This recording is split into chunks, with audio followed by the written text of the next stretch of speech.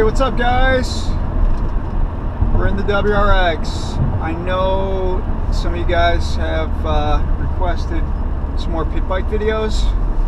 Unfortunately, it's really cold out here in the Chicago area, so we're gonna be shooting some WRX videos in the meantime, and as soon as it warms up just a little bit, we're gonna get the three of us back on the pit bikes, and we'll get some pit bike stuff going for you guys. But anyway, just want to say hey and share a little WRX footage with you guys. So today, I guess we're just cruising around, listening to the car, and we're talking about freaking anything today. Anything that just pops into conversation. So I'm with Brandon and Evan today, and we have a variety of topics to discuss with you today, and they're not necessarily all car related. So let's see what happens. So while we're stopped here for a second, I wanted to briefly talk about red light cameras. Now we're in the Chicago area here. We're in the suburbs of Chicago, north suburbs of Chicago, and I don't know about you guys, but around here they've got these red light cameras that just popped up freaking everywhere. I'm sure they're in your cities as well if you guys live in a major city, and I'll tell you what, they've already got us a few times here, and a lot of people are really pissed off about these red light cameras. So we're looking for some kind of action here. What we're seeing right now in front of us is a Miata, which is really slow. An Acura RSX, which is pretty slow as well. Two RSXs. Two RSXs. Yeah, they're turning. So I'm trying to find some hills and twisty roads to go through for you guys, and we're heading that way now. All right, so we're on our way to some twisty kind of country roads here to go through the gears. In the meantime, we've decided to talk about a potential zombie apocalypse. And so basically, what would you guys do? What's the first thing that you do when you realize that there's a zombie apocalypse going on and you're looking outside and you see like 3 zombies walking around? So Evan, what do you do? I would call the police to see if they would pick up, and if they didn't, then I would go to 911 as an emergency line, and if they didn't pick up, I would call family members, and then I would assess the situation to see if they were actually zombies, and I would see how many there were, and I would make sure it was actually happening before I started like freaking out. Then I would get all my family to go in a certain area, okay, so we could meet, and then I would try to get on the water somehow and try to keep us away from the major populated areas. So make as little noise as possible. Make as little noise as possible. All right, so what about weapons? Don't you keep any weapons? Like, what kind of weaponry would you have ready to go? Don't you have to have some weapons? No, hatchets are the best because they're like lightweight. Hatchet? Yeah, like multiple hatchets, maybe like one. Multiple hatchets. Like two. So then that way, like you could, if you lose one, you still have the other one, and they're light, so you can like carry them easy, and you can still hack through stuff. But the only downside with that, they could get stuck into like zombie skull or something. Right. And then you have to slow you down. Yeah, it'd slow you down. You have to like kick it out or something. Okay.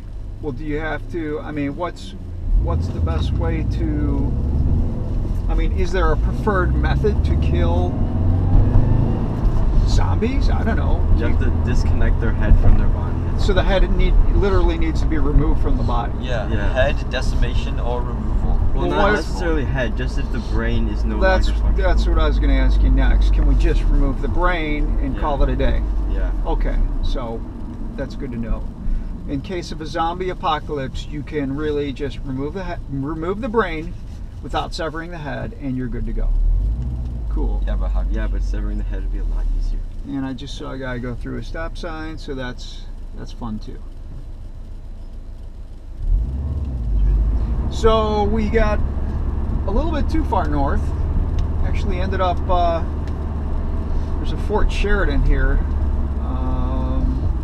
which is on our left. So we went like bypassed the Twisties, and now we're heading back south, and we'll be back into the Twisties to run through the gears just a little bit.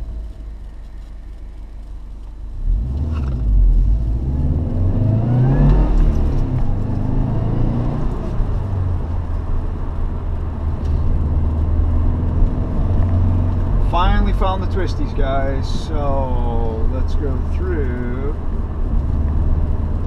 the Twisties.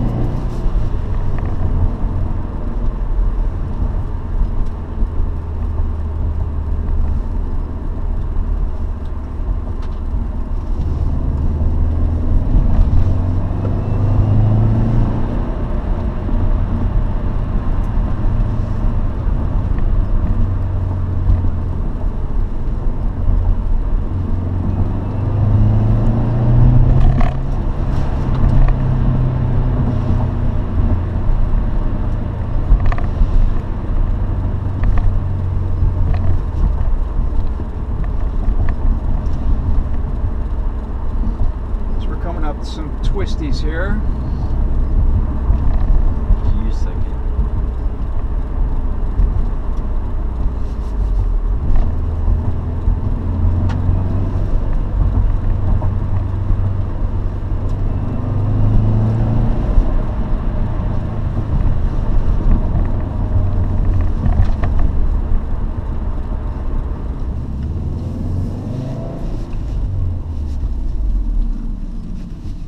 Live? Yep.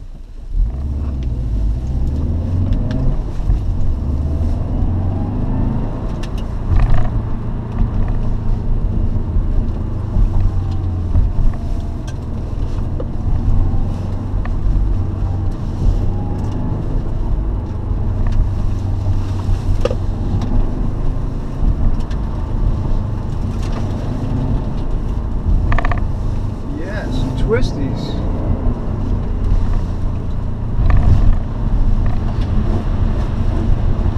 That's what I've been looking for, baby. Some ice, though. We got to be a little careful.